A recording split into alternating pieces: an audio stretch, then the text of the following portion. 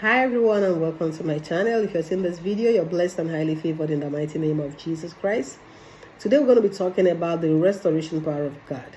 The restoration power of God, because our God is still in the business of restoring his people.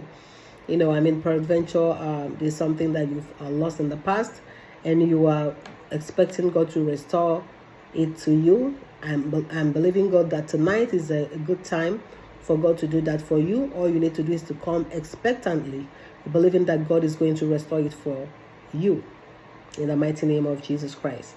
Amen. So let's go ahead and dive into our discussion for today. And at the end of our discussion today, we're going to be praying, we're going to be asking the God of restoration to restore everything that the enemy has stolen from us in the mighty name of Jesus Christ.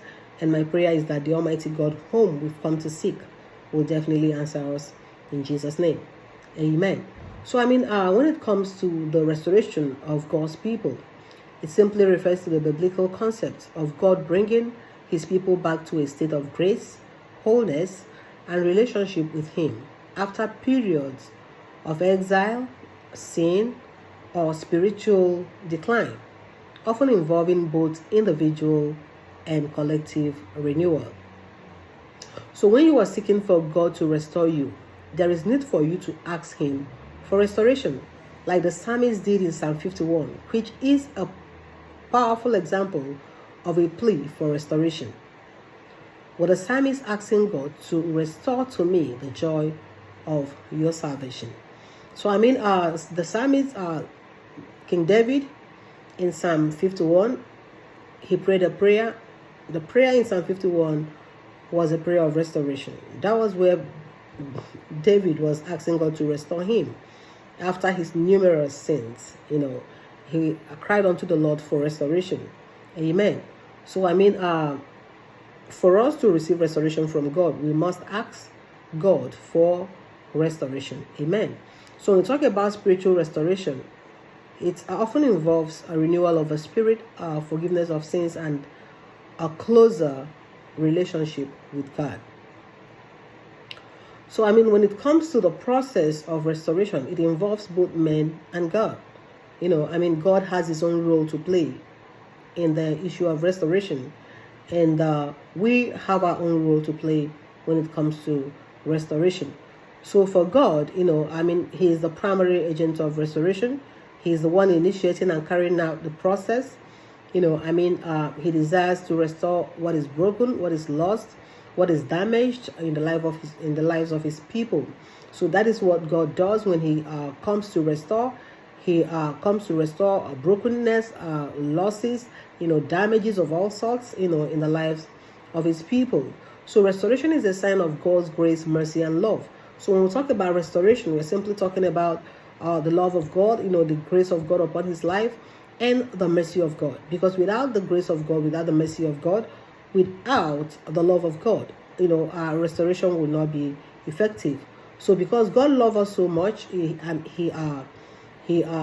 doesn't want us to be broken. He doesn't want us to count losses. He doesn't want us to be damaged and destroyed by the enemy.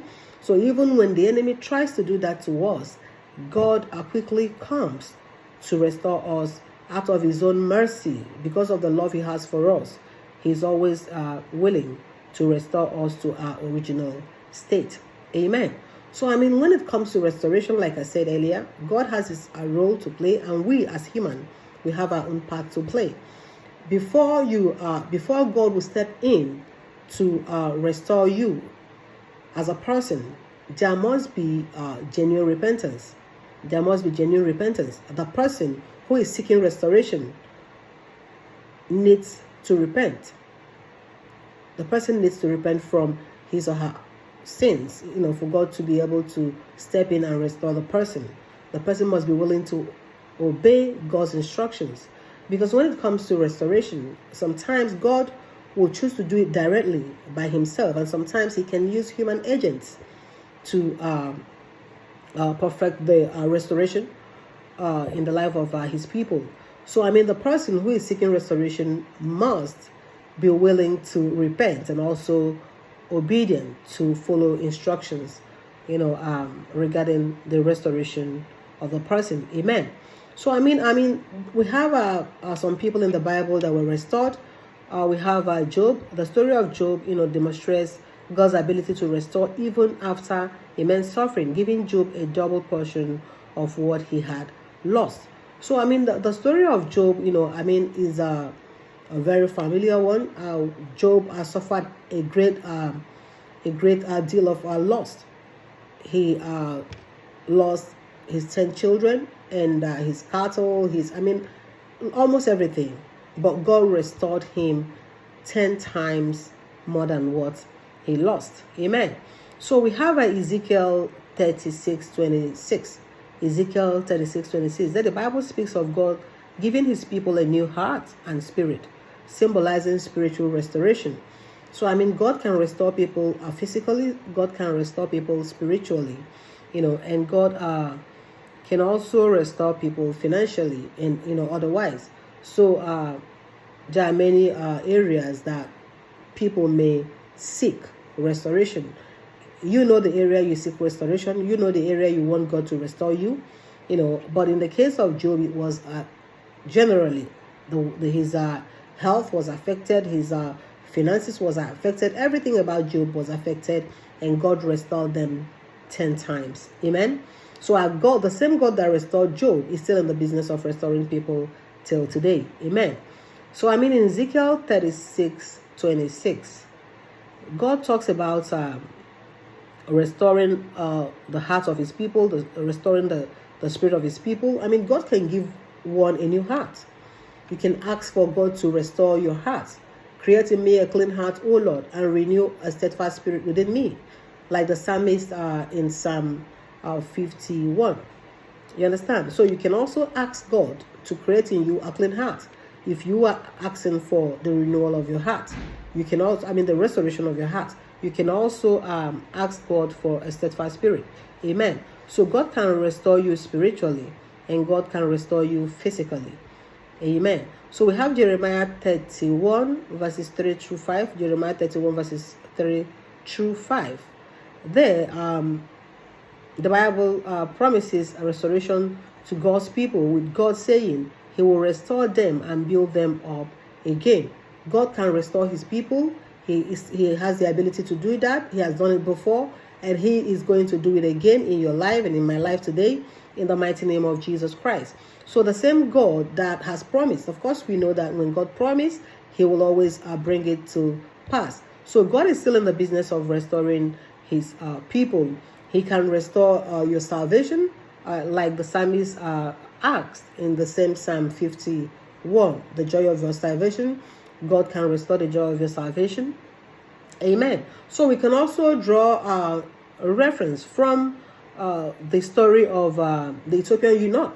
The Ethiopian eunuch in Acts of Apostles 8:26 through 40 is a very long Bible verse, but I will try as much as possible to read as fast as I can, so that we can share the story of the Ethiopian eunuch, who happens to be the treasurer of the Queen of Ethiopia, but lacks understanding of the Word of God. It is possible for one to be learned, to be lettered, but yet lack the ability to understand and comprehend the Word of God.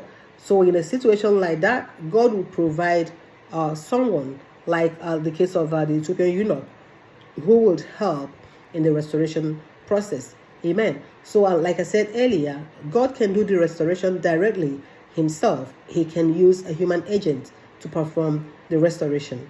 Amen. So let's quickly run through the Bible verses. Is a very long one, but we're going to read through it. Amen. So I am reading Acts of Apostles 8 from 26 through 40. God help me in Jesus' name. Amen. So it says, "But an angel of the Lord said to Philip, 'Rise and proceed southward, or at midday on the road that runs through Jerusalem down to Gaza. This is the desert route.' So he got up and went. And behold, an Ethiopian, a eunuch of great authority under Candace, the queen of Ethiopia, who was in charge of all her treasure, had come to Jerusalem to worship. And he was now returning and sitting in his chariot. He was reading the book of the prophet Isaiah. Then the Holy Spirit said to Philip, "Go forward and join yourself to this chariot." Accordingly, Philip, running up to him, heard the man reading the prophet Isaiah and asked, "Do you really understand what you're reading?" And he said, "How is it possible for me to do so unless someone explains it to me and guides me in the right way?" And he earnestly requested Philip to come up and sit beside him. Now, this was the passage of scripture which he was reading. Like a sheep, he was led to the slaughter, and as a lamb before its shearer is dumb, so he opens not his mouth.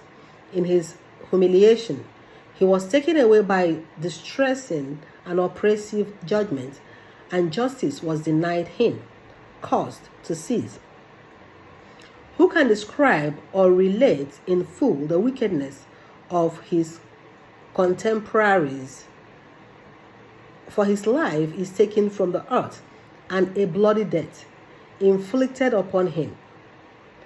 And the eunuch said to Philip, "I beg of you, tell me about who does the prophet say this? About himself or about someone else?"